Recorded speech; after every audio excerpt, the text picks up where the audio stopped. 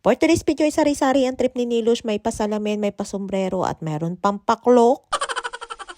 Pagising ko nga ng umaga, abay nakasombrero ang Disney Princess, ay saan kaya ang punta? Maya-maya naman ay nag-iba na ng trip at nakasalamin na at natawa nga ako dyan dahil magkaiba yung salamin. Kalahating sunglasses nga at yun namang kalahati ay salamin na pang may grado. Ese to fue de mami. Makarabay ka, mish ka pa siya. Yo te lo back to my Mapita mo to da martis na. אתה רוצה תעשי ככה. Mani kaya ba't kaka? תעשי ככה, יש לך גם משקפי זה. כן, יש לי גם משקפיים. שלך יותר יפה. מה קרה לך? מה יש ביד שלך? השעון. בואי נראה השעון שלך. יפה מאוד. מה זה? קלוק. קלוק. מה זה? יש קלוק. יפה מאוד. יש לך קלוק. Atin nga at napansin ko din na mayroong pang parilo at clock daw yan. Kapag bumabalik nga ang sakit ni Nilush ay sari-sari ang kanyang naiisipan na gawin at ayan nga at kung ano-ano ang kanyang mga isinusuot. Minsan nga ay matatawa ka na nga lamang sa mga pinagagagawa ni Nilush at ang buhay nga namin din ay iyak-tawa na nga lamang din. Nang mga oras na yan nga ay nasa mood pa si Nilush kaya lumabas na naman ang aking talent sa pagiging dancer at singer para lamang makumbinsi si Nilush na maligo. Sorry po. At ayun nga't may pa-opalite pa ang person habang paunti-unti kong pinapalakad si Nilush papunta sa banyo.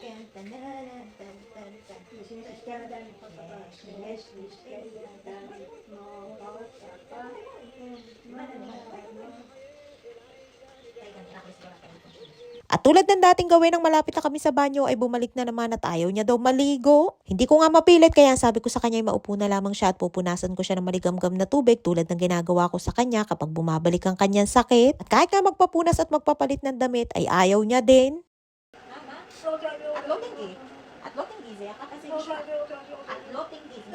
At ay nga tagagalit na at nag-iiyak at daig pa nga ni Nilush ang may phobia sa tubig. At dahil nga ayaw niya ay talaga namang nagpapambuno kami para lamang mapunasan at mapalitan ko siya ng damit. At ay nga at fast forward ay tapos na kaming magpambuno kaya naman ayan at tahimik na ulit. At ang matapos kong sintasin ang kanyang buhok ay bigla namang nawala yung kanyang ipit kaya ikinuha ko ng bago at bigla ko namang naalala na mayroon pala akong niluluto kaya dali-dali kong pinuntahan at baka masunog. At ayun nga hanggang sa matapos ako ay hawak pa din ni Nilush ang kanyang buhok na aking sinintas. Sa pag-aasikaso nga kay Lola at Nili ay minsan nga ay hindi ko na maintindihan kung ano ang aking uunahin.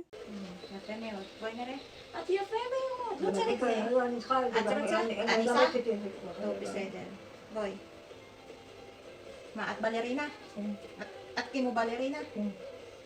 At ayun nga't sabi ko ay hindi na kailangang ilagay yung hairnet band ang kaso ay ayaw pumayag ng person at gusto niya ay ilagay ko. Kaya ayan si Miss Minchi na mukhang magbabalerina na naka-eyeglasses pa nga na magkaiba naman ang salamin.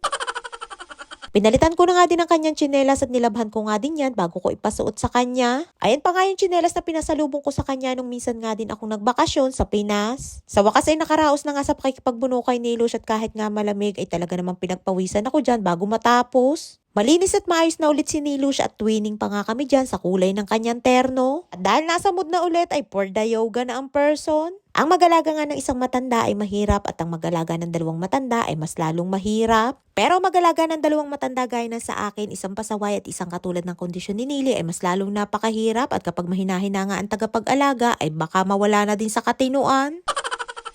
Kamusta, Nilush? Mabuti, mabuti. Sabi ka na, hi! Hi, kamusta? Mabuti.